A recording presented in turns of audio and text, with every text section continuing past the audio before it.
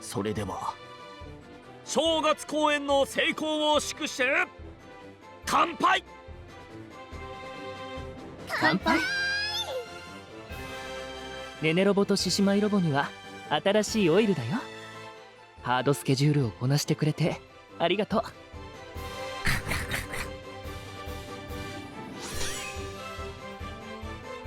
まさかワンダーステージ以外で4カ所も回るなんてね。驚いたよ。とってもダイナミックな企画だったわね。でもみんな疲れたんじゃない？大丈夫？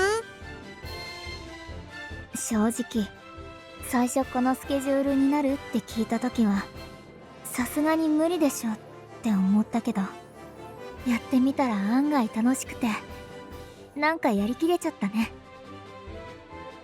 そうだね、ワンダーステージでやったのもすっごく盛り上がって、うわあら？どうしたの？エムちゃん。どうしよう、私昨日ぐーっすり寝ちゃったから初夢見て初夢って一年の最初に見る夢のこと？まあ昨日見なかったのなら今日見る夢を初夢としていいんじゃないかな。ないよ。いいの？じゃあ今日の夜はすっごくワンダホイな初夢見るぞ。ワンダホイなってそれどんな内容なわけ？み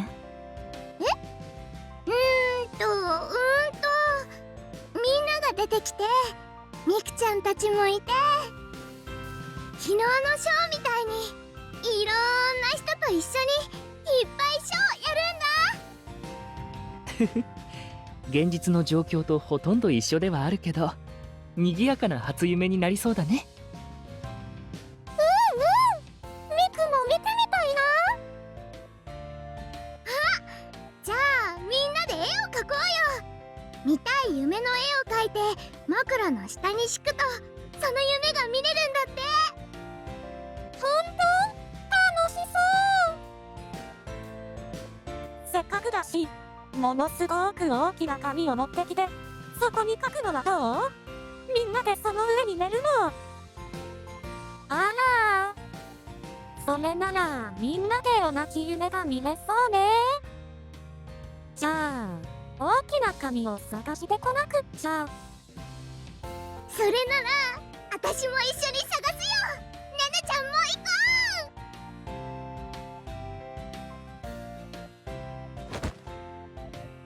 こう。ちょっと、引っ張らないでってば。あはは。枕の下に敷くんじゃなくてベッドの下に敷くことになりそうだね。それはまた面白い構図になりそうだね。司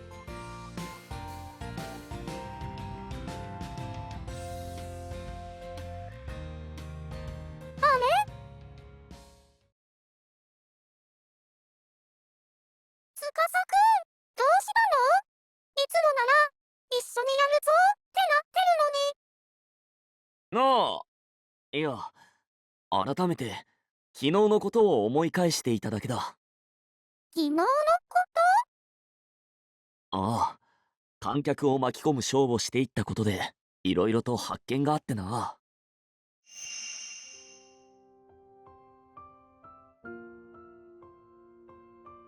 いちかたちの歌声は背を押されるような歌声だった。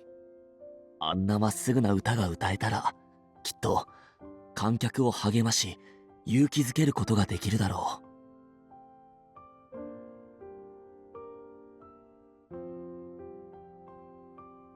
花里たちのパフォーマンスも素晴らしかったな。あのように観客を全力で巻き込むことができればショーはより盛り上がるに違いない。白石たちも素晴らしかった。あの心震えるような歌と熱いパッション、観客を高みへと連れていく力があったな。そして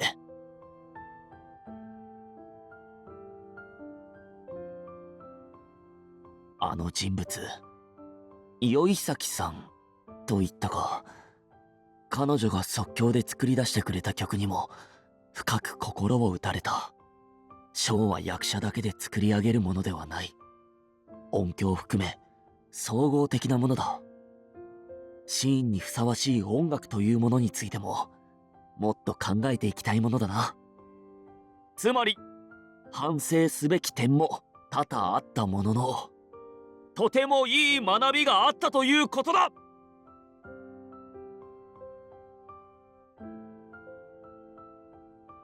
そっかー。ならよかった。やはり思った通りだな。いつもとは違う環境、いつもと違うメンバーだからこそ得られるものは必ずある。ならばいつまでも二の足を踏んでいるわけにはいかない。まずはまた宣伝公演をとまではいかなくとも外部で公演する機会を少しでも増やせないだろうか。ただこれは俺の一存では決められないことだしな。まずは M の兄たちに相談してみるとしよう。うん、夢のためいざ前進だ。おっきな紙持ってきたよ。この紙いっぱいに絵を描いてみんなでお昼寝しましょう。レッツお絵描きだね。どんな絵にしよっかな。あれね、お絵描きしたいの？ショーも思いっきりできたのでやる気が高まっているようです。そうかそうか、それは何よりだ。獅子舞ロボよ、これからも共に素晴らしいショーを作っていこうではないか。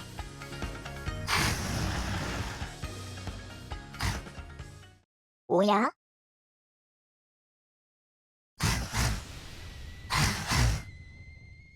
やる気が高まりすぎて少々オーバーヒート気味になっている気配が。おっと、これはまた始まるかもしれないね。もしやそれは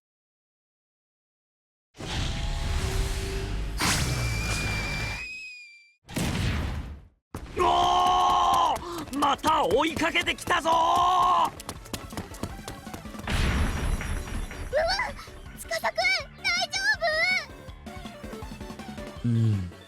勝手に自走するようにはしているけれど、なぜいつも司くんを追いかけてしまうんだろうね。これは改良の余地ありだな。夫？すごいやる気だね。それじゃあお絵描きの前に追いかけっこだ。そんなのんきなことを言ってる場合か。ちょっとルイ、どうにかした方がいいんじゃない？分かっているよ。僕たちの座長に怪我をさせたくないしね。 M 君もいいかい？力を合わせて司くんを助け